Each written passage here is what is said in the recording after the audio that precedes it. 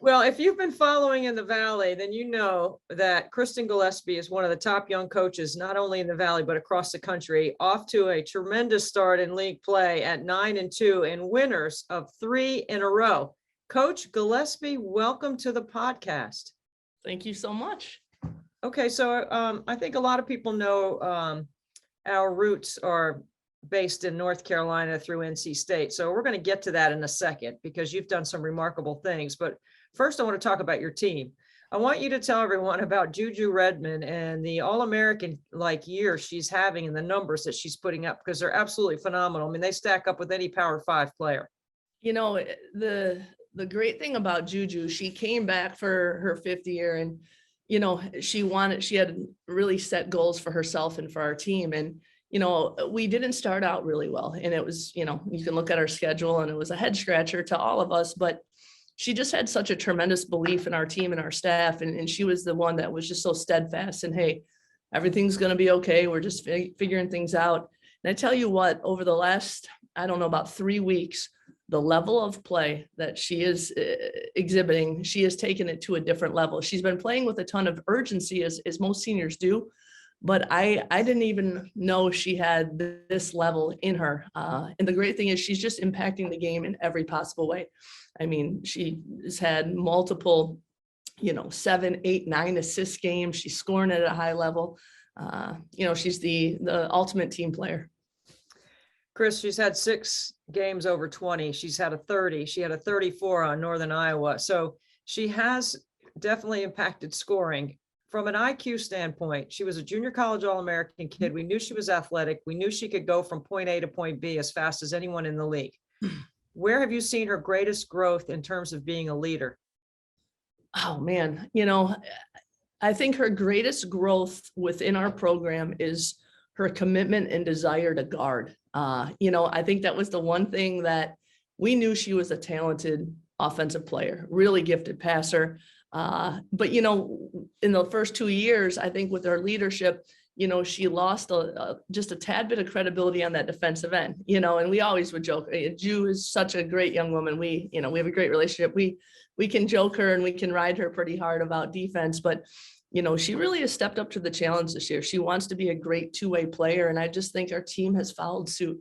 You know, they know that she's not taking any plays off on either end. And I think that's really helped us take big strides on the defensive end because they know that, hey, she's locked in and she's doing everything that we're asking her to do. I think sometimes culture, and when people talk about it, can be somewhat cliche. Everybody talks about culture. Not everyone knows exactly or is willing to put in the kind of tough love that's required to have the kind of culture of discipline and execution that you want to have.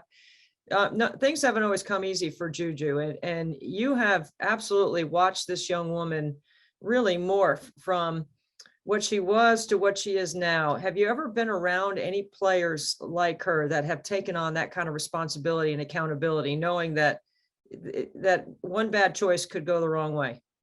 Yeah, you know, and that's, you know, Juju isn't real public about her story, but I tell you what, talk about a young woman that was dealt a really tough hand and an unfair hand for, you know, no, not her fault in any shape or form. And she keeps rising through all the challenges, and she just keeps, you know, she's every now and then you get an opportunity to coach someone that is going to impact your life. And she has made me a better person just being around her, and the love that I have for her as a human being far outweighs what she does on the court. And it's just, you know, it's never about her. I know, you know, her dedication and her loyalty to her family is unmatched, you know, and it's just, you know, watching her go through the COVID years, through deaths of her family members, it's been awe-inspiring. And I think it's really inspiring to her teammates. And that's what I love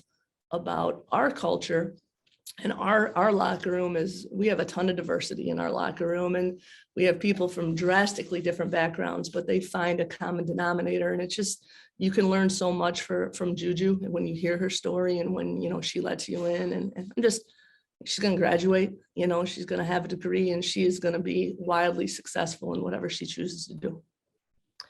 It is one of the best stories, and it is really remarkable to listen to the journey alongside you while I've watched you coach, teach, mentor, and love a young woman who has had a tough going, but she's a remarkable player. I mean, she's a ticket selling player. She's interesting to watch. She's explosive with the ball, and she's willing to make that unselfish pass.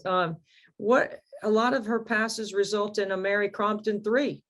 She sets up Mary to be able to knock down shots and do what Mary does well. When you look at Mary not practicing and, her ability to come in and shoot and the IQ that she plays with, how important is that piece to what you're doing with your 9-2 record and winning 3 in a row?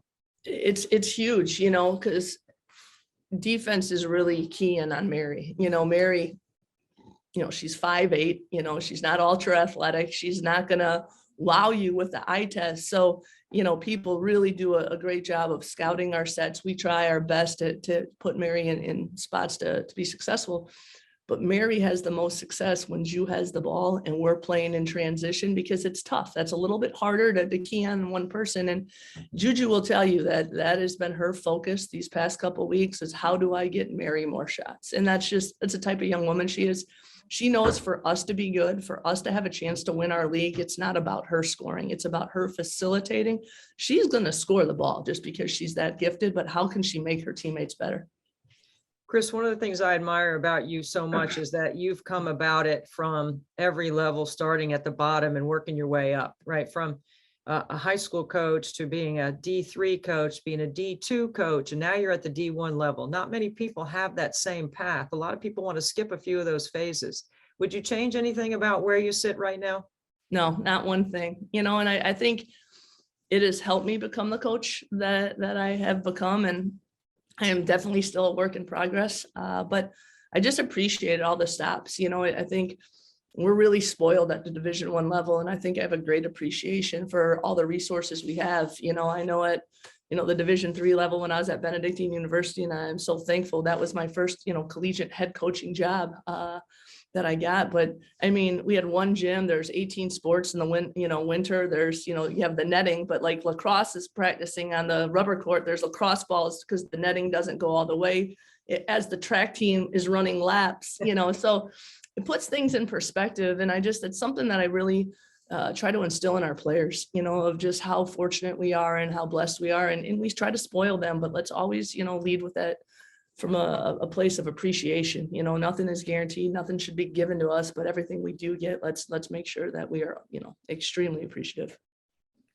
The pure joy of coaching is exactly the way you described it. Thank you, Chris. Thank you so much for having me. All right, we'll see you soon. Sounds good.